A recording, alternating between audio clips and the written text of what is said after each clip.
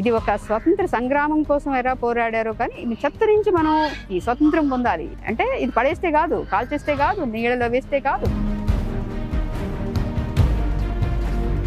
బయటకు వెళ్తాం, water bottle కొనుక్కుంటున్నాం, ఆ నీరు తాగేస్తాం, ఆ బస్సులో నుంచో రైల్లో నుంచో అది బయట పడేస్తున్నాం. భూమంతా ఇలా మనం కప్పేస్తే అది ఎవరు వెళ్ళి దాన్ని ఏరాలి, ఎవరు శుభ్రం చేయాలి? చక్కగా డిప్ చేస్తాము, తాగేస్తాము. ఆ పానీయంతో పాటు ప్లాస్టిక్ మన కడుపులోకి పోతుంది అనేది మర్చిపోతున్నాం, గమనించట్లేదు. ఇది పార్వతీపురంలో జనరేట్ అవుతున్న 30 టన్నులు ఇక్కడ పడిపోతూ ఉంటుంది. ఇక్కడ పడాల్సిన కొంత చెత్త ఇప్పుడు సోర్స్ సెగ్రిగేట్ అయ్యి మన దగ్గరికి వస్తుంది అనమాట.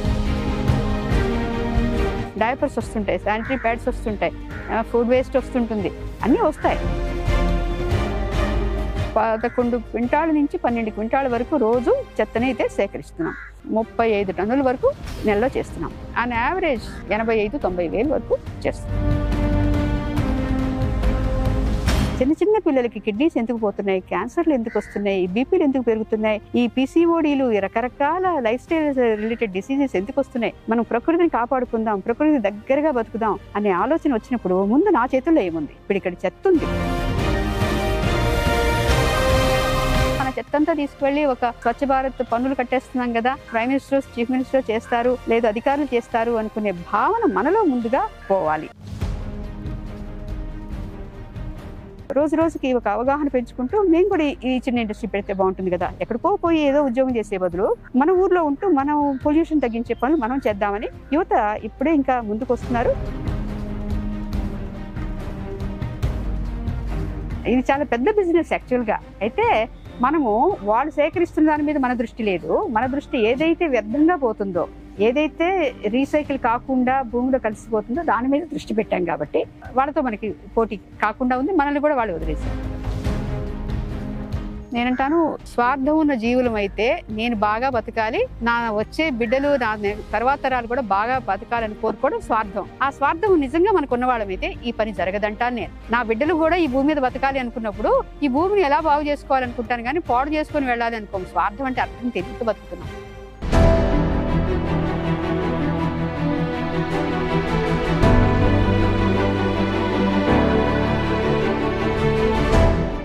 అందరికీ వందనం. కరుణ చూపించే ప్రతి మాతృ హృదయం అమ్మే, హక్కును చేర్చుకునే ప్రతి స్త్రీ అమ్మే.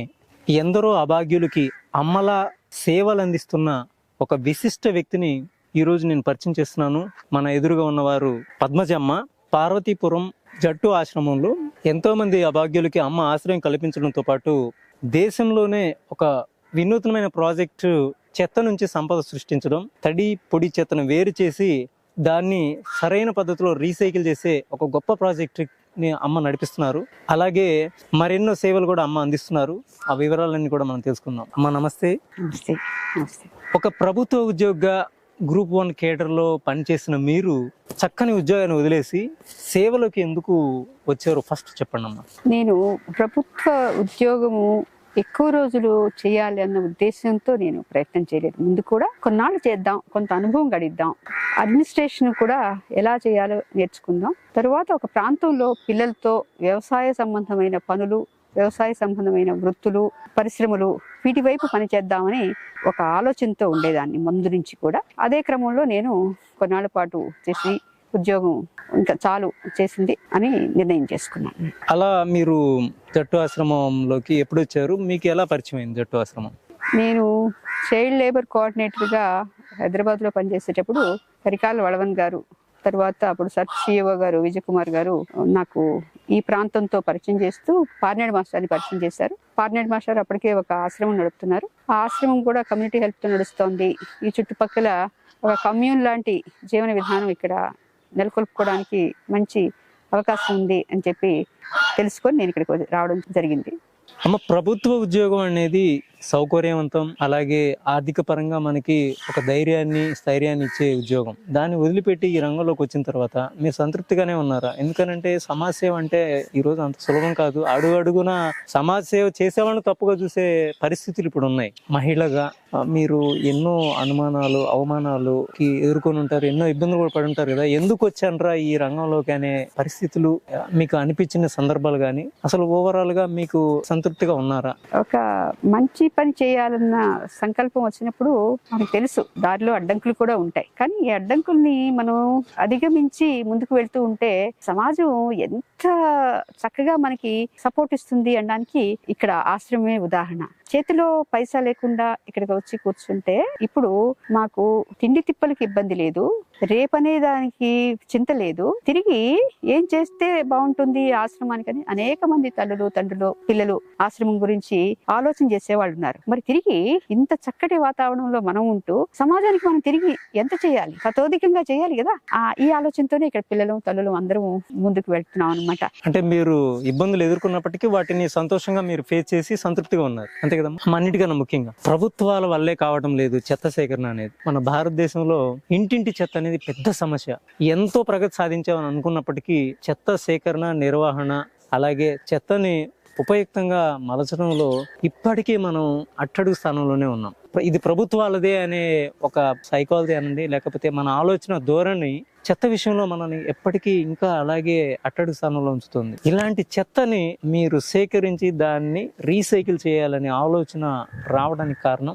మనసున్న ప్రతి వాళ్ళకి అనిపిస్తుంది మనం పర్యావరణాన్ని పాడు చేస్తున్నాం, కానీ వ్యక్తిగతంగా ఒక్కరిగా నేనేం చేయగలను, వాడింది ఎక్కడ పడేయాలి, కొన్ని తడి చెత్త అంటే ఇరువుగా చేసుకుంటాను, పొడి చెత్తను ఏం చేయాలనే బాధ ఉన్నవాళ్ళు చాలా మంది సమాజంలో ఉంటారు. అట్లాంటప్పుడు ప్రభుత్వ ప్రయత్నాలు నిరంతరం కొనసాగితే దీనికి తప్పకుండా సహకరించే వాళ్ళు ఉంటారు. కానీ ఏమవుతుందంటే సంబంధిత అధికారులు కొన్నాళ్ళు చేయడం లేదు, వాళ్ళ ప్రయారిటీ వాళ్ళది ఫోకస్ మారడం వల్ల, లేదు వారు ట్రాన్స్ఫర్ అయిపోవడం వల్ల ఆ ప్రాంతంలో మళ్ళీ ఆ ప్రయత్నాలు వెనకబడుతూ ఉంటాయి. అలా కాకుండా ప్రతి ప్రాంతంలో ఎప్పుడైతే మనలో చైతన్యం వస్తుందో, మన వల్ల వ్యర్థాలు ఏదైతే ఉత్పత్తి అవుతున్నాయో ఆ వ్యర్థాలని భూమి మీద పడేయకుండా సద్వినియోగం చేసే బాధ్యత నాది, ఇది నా కర్తవ్యం అని ప్రతి వాళ్ళలో మనకి రావాలి. ఇది వచ్చేటట్లు ప్రభుత్వాలు మనల్ని సంసిద్ధులను చేయాలి. అంతేగాని మన చెత్తంతా తీసుకువెళ్లి ఒక స్వచ్ఛ భారత్ పన్నులు కట్టేస్తున్నాం కదా, ప్రైమ్ మినిస్టర్ చీఫ్ మినిస్టర్ చేస్తారు లేదు అధికారులు చేస్తారు అనుకునే భావన మనలో ముందుగా పోవాలి. దీనికోసము మనం ఇక్కడ నిరంతరం అవగాహన కల్పించుకుంటూ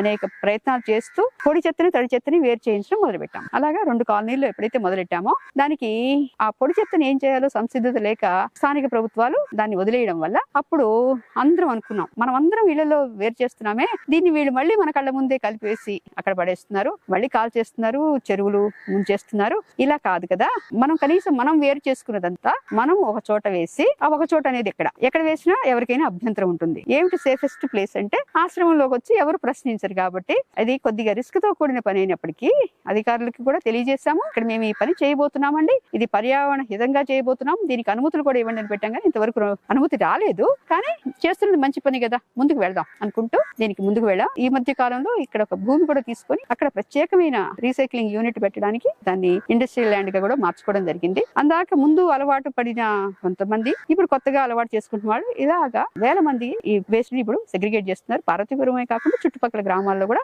ఈ పని మొదలైంది. మొదట్లో దీన్ని ఎలా చేయాలి, ఎక్కడ అమ్మాలి, ఇబ్బందులు ఉండేవి, తెలియదు. ప్రయత్నం చేస్తూ పోతే మరి సంకల్పం ఏమిటో కొనుక్కునే వాళ్ళు బయట నుంచి రావడం మొదలెట్టారు, చెత్త కొనుక్కొని వెళ్తున్నారు. ఇప్పుడు దానివల్ల మనకి నిరంతరం ఆదాయం వస్తూనే ఉంది. రోజుకి ఎంత చెత్త సేకరణ చేస్తున్నారు, ఎంత ప్రాసెసింగ్ చేస్తున్నారు? మనం ప్రాసెస్ చేస్తున్నది ఇక్కడ తక్కువ, 11 క్వింటాల నుంచి 12 క్వింటాల వరకు రోజు చెత్తని అయితే సేకరిస్తున్నాం. దీంట్లో కొంత తడి చెత్త, కొబ్బరి బోండాలు అలాంటివి ఈ మధ్య మొదలెట్టాము. ఇది కూడా కలిపితే 3.5 టన్నుల వరకు వెళ్తున్నాం అనమాట. యావరేజ్ ఒక నెలలో చూస్తే 35 టన్నుల వరకు నెలలో చేసినాం. కానీ ఈ మే నెల నుండి దీన్ని దాదాపు 90 టన్నులు చేయాలనేది, 3 రెట్లు పెంచాలనే సంకల్పంతో ప్రణాళిక ఏర్పాటు చేసుకున్నాం. చెత్త నుంచి సంపద సృష్టిస్తున్నారు, దాదాపుగా నెలకి ఎంత సృష్టిస్తున్నారు? అంటే మనం అమ్మేది చాలా తక్కువ రేటుకి అమ్ముతున్నాం కాబట్టి 60,000 నుంచి 85,000-90,000 వరకు ఒక నెలలో కొన్ని రకాలు అమ్ముడు పోవు, ఒక నెలలో ఎక్కువ అమ్ముడు పోతాయి. కాబట్టి ఆన్ యావరేజ్ 85,000-90,000 వరకు చేస్తాం. ఈ ప్రాసెసింగ్ కోసం మీరు యంత్రాలు ఏమేమి తీసుకొచ్చారు, అసలు ప్రాసెస్ ఎలా ఉంటుంది? ఈ యంత్రాలు మొదట చిన్నది కంప్రెస్డ్ మడ్ బ్రిక్స్ చేసే ఒక యంత్రం తీసుకొచ్చాము. దాన్ని మన మిత్రులు ఒకరు శ్రీనివాస్ గారని వారు అది ఆశ్రమానికి ఇచ్చారు. అలాగే ఈ చెత్త సేకరణ కోసం ఒక బండి తీసుకున్నాం, శరవణ్ గారు మిత్రులు వారు దాన్ని అందజేశారు. అలాగే ఒకటి బేళ్లు మొదటితో గోనెలో వేసి తొక్కి కాళ్ళతో చిన్నప్పుడు పత్తి బోరేలు ఎలా తొక్కుకునేవాళ్ళం అలా చేసేవాళ్ళం. అది కొద్దిగా టైం టేకింగ్ ప్రాసెస్ కాబట్టి ఎక్కువ కంప్రెస్ చేస్తే బాగుంటుంది అన్నప్పుడు హైడ్రాలిక్ ప్రెస్ తీసుకొచ్చాము. హైడ్రాలిక్ ప్రెస్ తో ఇప్పుడు చిన్న బేళ్లు అవుతాయి. ఈ హైడ్రాలిక్ ప్రెస్ కెపాసిటీ తక్కువ. ఒక 20 నుంచి 40 కేజీల బేళ్లు మాత్రమే చేయగలం. అంతకంటే పెద్ద బేళ్లు చేయలేము, చేసినా మేము ఎత్తలేము. కాబట్టి చిన్న బేళ్లు, చిన్న కంప్రెసర్ ఉంది. దానికి తోడు ఈ బాటిల్స్ అవి ఫ్లేక్స్ గా చేసే ష్రెడింగ్ మెషిన్ ఉంది. అలాగే గ్లాస్ ని బ్రేక్ చేసే కలర్స్ గా చేసే ఒక మెషిన్ ఉంది. అలాగే ఏదైతే థర్మోకోల్, చాలా చోట్ల అది వేస్ట్ గా పడేస్తాం. ఇప్పుడు ప్యాకేజింగ్ మెటీరియల్ గా ఎక్కడ చూసినా థర్మోకోల్ వాడుతున్నాం. ఈ మెటీరియల్ ఏమవుతుందంటే రీసైకిల్ చేయడం చాలా కష్టం అవుతుంది. దాని వాల్యూమ్ ఎక్కువ ఉంటుంది, దాన్ని కంప్రెస్ చేస్తే ఎంతో కాదు. అందుకోసం మోస్ట్ నెగ్లెక్టెడ్ ఏరియాస్ లో థర్మోకోల్ ఒకటి, బేక్లైట్ ఒకటి. మన కుక్కర్స్ తాలూకా హ్యాండిల్స్, ప్యాన్స్ తాలూకా హ్యాండిల్స్ ఉంటాయి. అది వేడి చేసినా వేడవవు, అంటే కరగవు, అవి భూమిలో కలవు, పగలవు.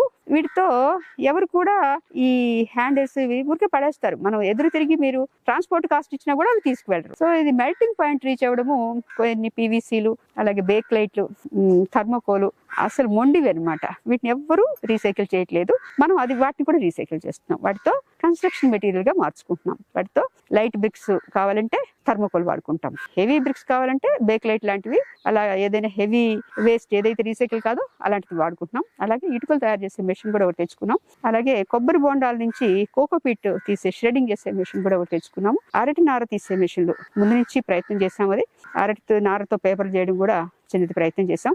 ఇప్పుడు తడి చెత్తని కంటే ఎక్కువ పొడి చెత్తని మీద దృష్టి పెట్టాం కాబట్టి పొడి చెత్త తగ్గుతూ పోతే ఆటోమేటిక్